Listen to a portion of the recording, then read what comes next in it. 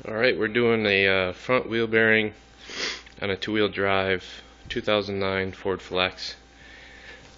I already did the rear wheel bearing, so I'm just going to go through this. I don't have this one out yet, but there's some things I want to tell you as we're going along. The front caliper will be the first thing to come off. It's two 18mm bolts. There's a lot of thread lock on these, so they'll probably fight you all the way out. You can see the bolt holes here and here for where the caliper was mounted. You're going to need to hang this caliper. There's really no good place to set it, like on the back, so I just use a small bungee cord and get it hung up out of the way. First thing you want to do before you loosen up the wheel bearing assembly is to get the axle nut loose, and it's a 32mm. I have it loose on there right now. They did the front brakes on this before I bought it, so I didn't have the same Torx, the T40 bolt going through the rotor.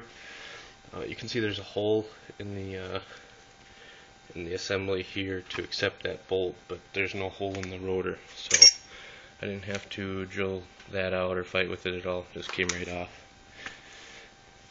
What you want to do is, after you loosen up your axle nut, I'm just using a regular 32mm. It's not, I don't use power tools really that often, so the torque spec for putting the nut back on is 258 foot-pounds, and the torque spec for the 4 bolts that actually hold the assembly in are 98 foot-pounds.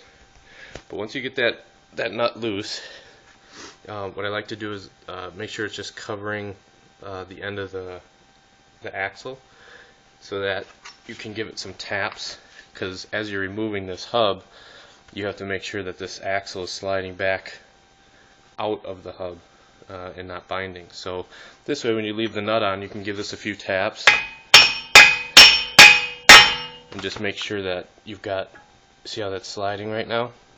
You just want to make sure that that's not seized in there. So you might need a bigger hammer, block of wood.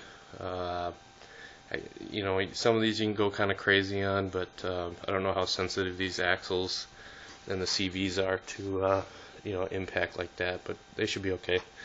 So after you do that, finish taking off the axle nut. I use a 2-foot breaker bar to break that loose,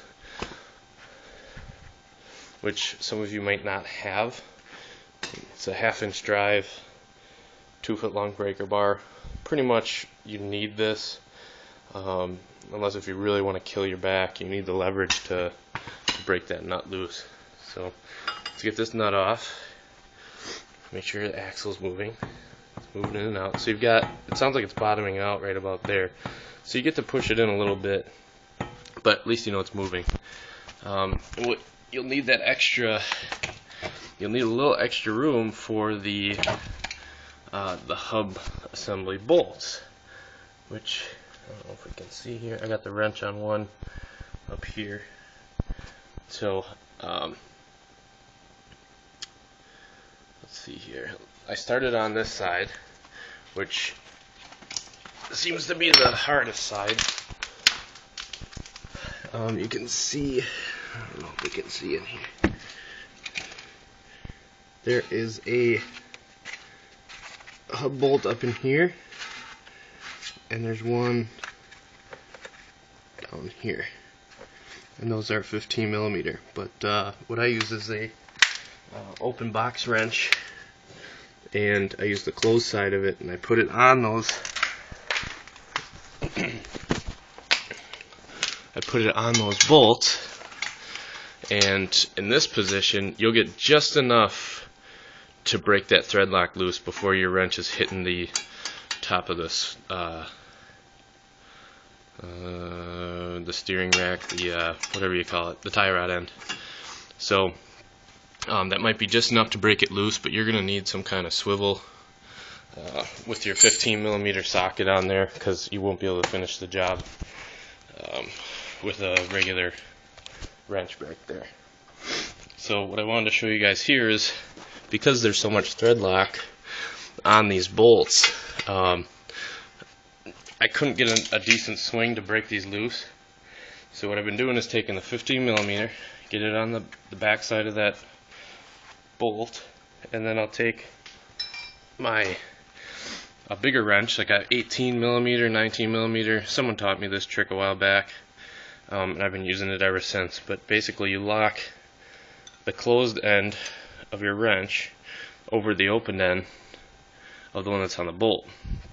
Now, when you're pulling on this can still pivot, and it might snap off to the side. And just make sure you're pulling this straight up in the direction that this fin is up on the wrench that's on the bolt.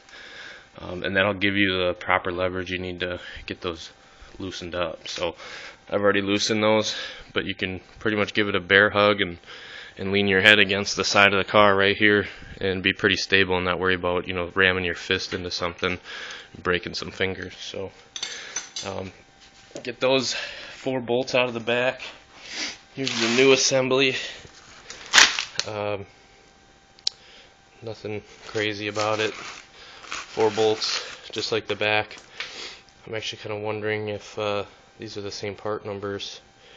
It looks pretty much like the same thing, even the bolt spread of the mounting points. So who knows?